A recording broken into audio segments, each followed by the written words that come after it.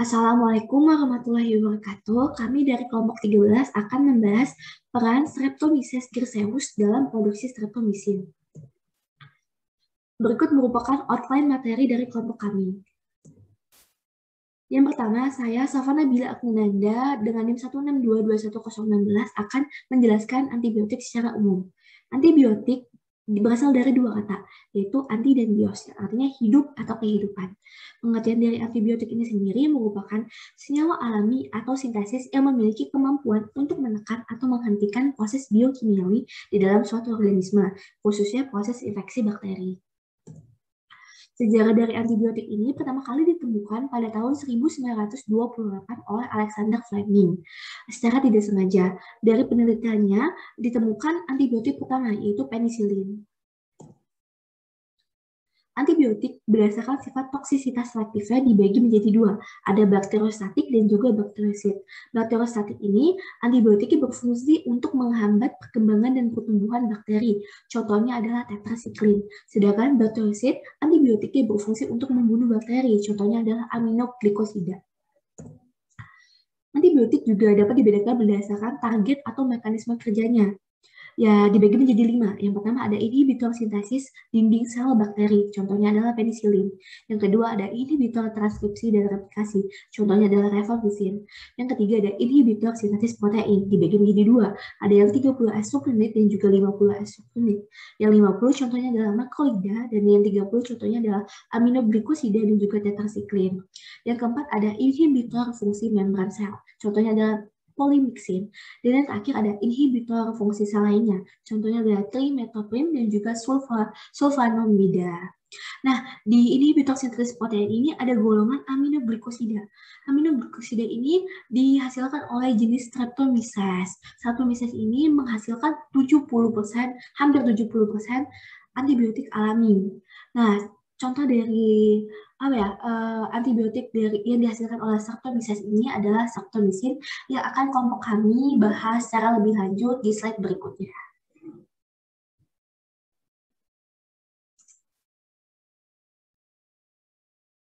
Selanjutnya, saya Abigail Hidayat dengan NIM 162211039 akan melanjutkan dengan penjelasan mengenai salah satu bakteri dari genus Streptomyces yang dapat digunakan dalam pembentukan antibiotik, yaitu Streptomyces griseus. Pertama-tama, saya akan menjelaskan bakteri Streptomyces griseus secara umum. Streptomyces griseus merupakan prokariot yang tergolong ke dalam bakteri gram-positif, aerobik, berspora, dan berfilamen. Bakteri ini banyak ditemukan di tanah dan tumbuhan-tumbuhan yang membusuk. Bakteri ini mengandung geosmin yang dapat mengeluarkan bau khas tanah, sehingga Streptomyces griseus dikenal sebagai organisme yang menyebabkan bau dari tanah. Selain itu, bakteri ini berperan besar dalam produksi antibiotik dan berbagai metabolit sekunder. Selanjutnya adalah bagian-bagian dari Streptomyces griseus. Saya akan membahas dua hal. Yang pertama adalah dinding sel. Streptomyces griseus memiliki lapisan peptidoglikan yang tebal dan lipid yang memenuhi dinding selnya seperti bakteri gram-positif pada umumnya. Di dalam dinding sel Streptomyces griseus terdapat sebuah kanal yang di dalamnya terdapat binding site yang berperan dalam pembentukan antibiotik. Salah satu contoh antibiotiknya adalah streptomycin. Yang kedua adalah miselium aerial. Streptomyces griseus memiliki miselium aerial yang bercabang. Keberadaan miselium aerial yang bercabang ini membuat dua Streptomyces griseus yang berkaitan dapat berkomunikasi. Pembentukan miselium aerial ini dirangsang oleh sebuah afaktor. Afaktor ini juga yang merangsang pembentukan antibiotik streptomycin. Penjelasan mengenai antibiotik streptomycin lebih lanjut akan dijelaskan pada bagian selanjutnya. Selanjutnya, saya Kurniasi Azari Budiman, NIM 162211083, akan menjelaskan mengenai streptomycin. Streptomycin merupakan antibiotik yang dihasilkan dari bakteri Streptomyces griseus. Spektrum kerja streptomycin meliputi bakteri gram-negatif seperti Pseudomonas aeruginosa, Klebsiella pneumoniae, Enterobacter sp, dan lain-lain.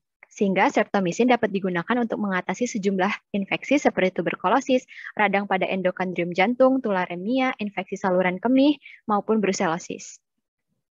Dalam sejarahnya, Streptomyces griseus pertama kali ditemukan pada tahun 1915 oleh Salman Abraham Waxman, seorang ahli biokimia Amerika bersama asistennya.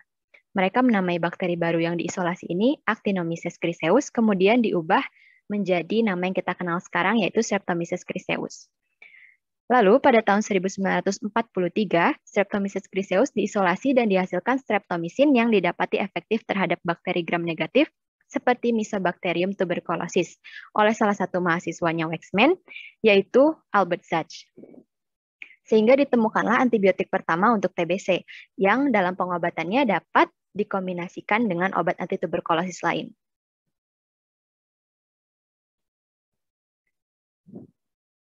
Streptomisin merupakan suatu antibiotik aminoglikosida dengan rumus kimia seperti yang tertera, yang termasuk golongan obat keras dengan bentuk padat. Formulasinya berupa sediaan serbuk injeksi dalam vial, diberikan dengan cara disuntikan atau diinjeksikan melalui otot. Obat ini tidak tersedia dalam bentuk oral karena farmakokinetiknya yang buruk jika diberikan melalui sistem pencernaan. Warnanya putih atau hampir putih, dan tidak berbau atau baunya lemah dan rasanya agak pahit. Kelarutannya sangat mudah larut dalam air, praktis tidak larut dalam etanol, kloroform, dan eter. Merek dagangnya sendiri terbagi menjadi dua, yaitu streptomycin sulfat Meiji dan streptomycin sulfat. Selanjutnya akan dilanjutkan oleh rekan saya, Renardi. Baik, sekarang saya akan menjelaskan bagaimana pembuatan streptomisin. Proses pembuatan streptomisin pada umumnya dibagi ke dalam 3 tahapan utama: produksi inokulum, persiapan medium, dan proses fermentasi. Pada tahap pertama, spora Streptomyces griseus yang pada umumnya dipelihara sebagai stok tanah atau diliofiliasi dalam pembawa seperti susu skim steril, nantinya akan digunakan sebagai kultur stok. Spora dari kultur stok ini kemudian akan dipindahkan ke media sporulasi untuk memberikan pertumbuhan sporulasi yang cukup untuk memulai pembentukan kultur cair dari inokulum. Pada tahap kedua, media produksi yang disiapkan harus dipastikan mengandung sumber karbon, sumber nitrogen, sumber mineral. Juga mungkin nantinya akan ada bahan lain yang ditambahkan ke dalamnya. Untuk memenuhi sumber karbon bisa kita dapatkan dari glukosa. Untuk memenuhi sumber nitrogen bisa kita dapatkan dari ekstrak daging. Dan untuk memenuhi sumber mineral bisa diperoleh dengan menambahkan magnesium, kalsium, dan unsur mineral lainnya. Lemak, minyak, dan asam lemak juga dapat ditambahkan bersama dengan glukosa, dan jika diperlukan, antioksidan seperti natrium sulfat pun dapat ditambahkan ke dalamnya. Untuk proses fermentasi akan dijelaskan lebih lanjut di slide berikutnya. Baik, proses fermentasi sangat aerobik dan berlangsung kurang lebih selama 5-7 hari dan melewati 3 fase.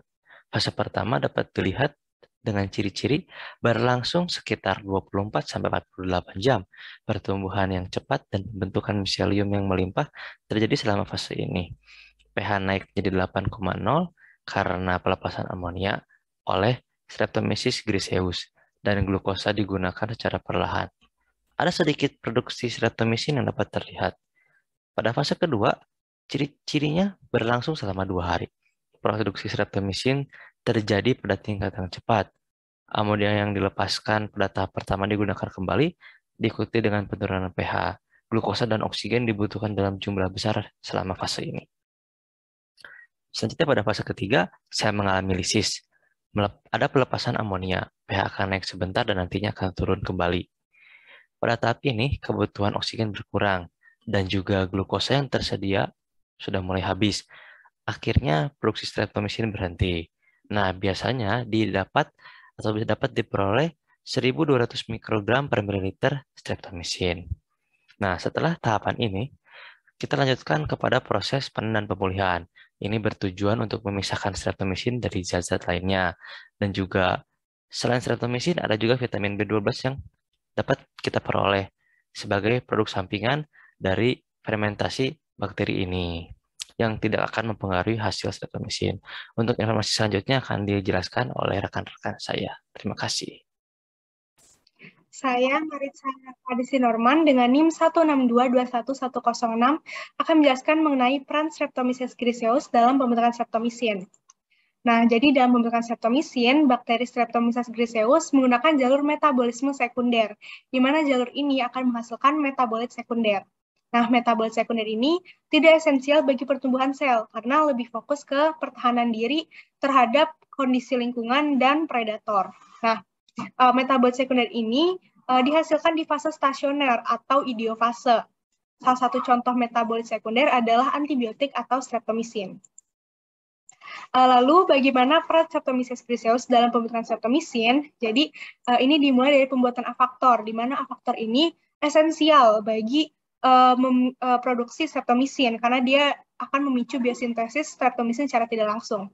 Jadi pembuatan afaktor ini dibantu oleh enzim AFSA atau afaktor sintase. Nah, jadi ketika konsentrasi afaktor ini sangat rendah, ia akan mengikat ARPA atau afaktor reseptor protein. Ya, dapat lihat di gambar bahwa sebelumnya ARPA ini berikatan di daerah promoter si ADPA, yaitu afaktor responsif transkripsional aktivator. Ketika si ARPA ini tadi diikat oleh afaktor, ia akhirnya akan memisahkan diri dari daerah promoter tersebut yang mengakibatkan terjadinya transkripsi dan translasi DNA karena RNA polimerase bergabung di daerah promoter tersebut. Yang sebelumnya RNA polimerase nggak bisa ke daerah promoter tersebut karena adanya ARPA yang menghalangi. Lalu selanjutnya, si ADPA ini kemudian akan mengaktifkan transkripsi dari STRR atau Cluster Situated Regulator dengan mengikat urutan aktivasi hulu. Jadi singkatnya peran si STRR ini itu mengkodekan aktivator yang nanti akan memicu biosintesis dari streptomisin. Nah, transkripsi STRR ini selain memicu pembentukan biosintesis streptomisin, dia juga memicu gen APHD atau gen yang mengkode penentu resistensi streptomisin. Jadi kalau bisa dirangkum, singkatnya dalam bakteri Streptomyces griseus, afaktor dalam konsentrasi yang sangat rendah, dia akan memicu biosintesis streptomisin dengan cara menginduksi transkripsi STRR. Setelah sebelumnya dijelaskan mengenai peran Streptomyces griseus dalam pembuatan streptomisin, saya, Vinkana Cinta Devata, dengan NIM 162211062 akan menjelaskan mengenai cara kerja streptomisin. Streptomisin adalah antibiotik aminoglikosida yang diperoleh dari fermentasi jamur Streptomyces griseus. Sebelum saya membahas lebih lanjut mengenai cara kerja streptomisin, saya akan menjelaskan tentang sintesis protein pada bakteri. Bakteri termasuk salah satu prokariot yang dalam proses selulernya mengalami sintesis protein. Tahap-tahap sintesis protein pada bakteri ada replikasi DNA, transkripsi, dan translasi. Translasi dibagi menjadi 3 tahap, yaitu inisiasi, elongasi, dan terminasi. Tahap yang pertama, pada tahap inisiasi, inisiator aminoasid tRNA mengenali kodon start AUG yang membawa metionin dan berikatan dengan subunit kecil dari ribosom, yaitu subunit 30S. Kompleks aminoasid tRNA dengan subunit 30S ini kemudian bergabung dengan mRNA. Faktor inisiasi kemudian dilepas sehingga memungkinkan subunit besar ribosom 50S terikat ke subunit kecil.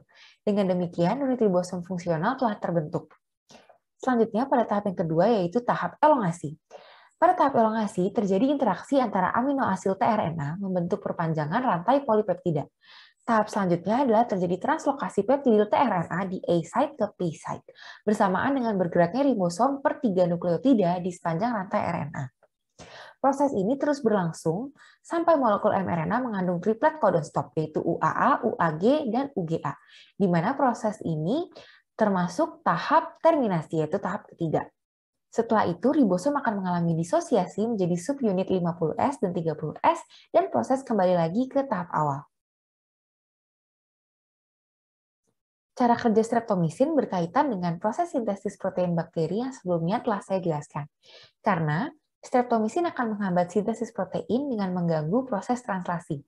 Hal ini dilakukan dengan cara mengikat langsung subunit 30S. Ikatan langsung subunit 30S ribosom tersebut akan menghambat proses inisiasi. Hal tersebut akan mengakibatkan salah membaca kodon yang nantinya akan mengakibatkan mutasi protein.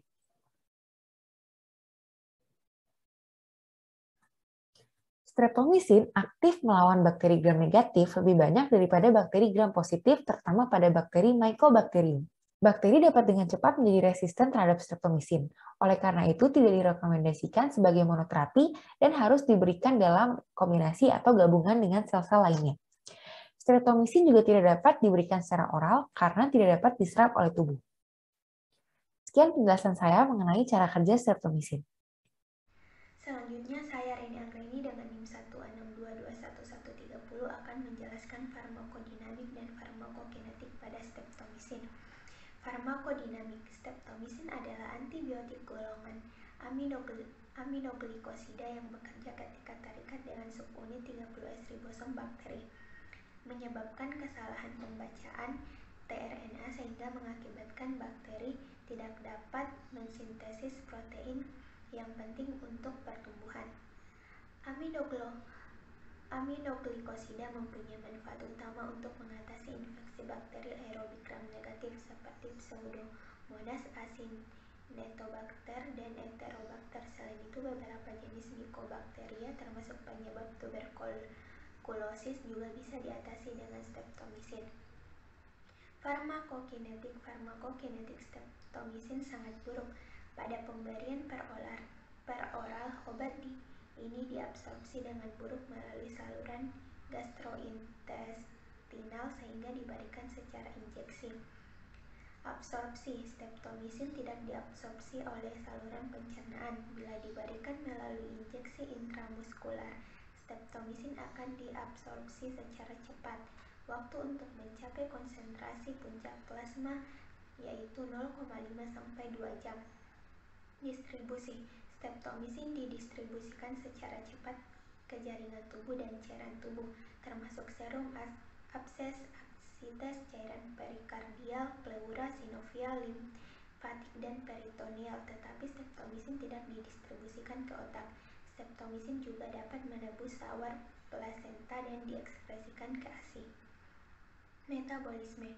Metabolisme streptomycin belum diketahui pasti, namun secara umum aminoglikosida tidak dimetabolisme dan diekskresikan melalui filtrasi glomerulus. Eliminasi. Hingga 90% streptomycin diekskresikan ke urin dalam bentuk tidak berubah.